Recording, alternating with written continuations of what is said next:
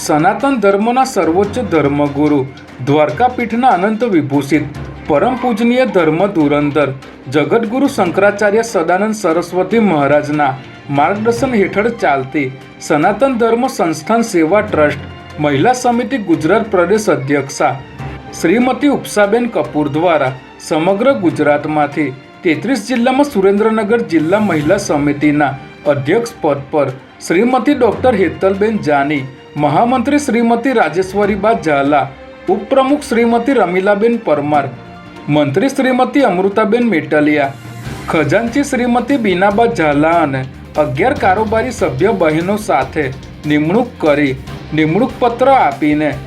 ગાંધીનગરના કૈલાસધામ પેથાપુર ખાતે અભિનંદન પાઠવ્યા હતા. શક્તિપીઠ સેવા આશ્રમ ટ્રસ્ટ,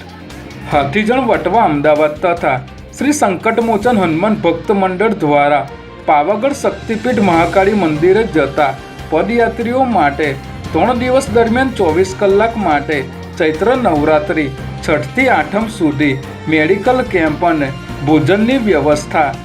હાલોલ ગાયત્રી મંદિર ખાતે કરવામાં આવી હોવાનું સંસ્થાના પ્રમુખ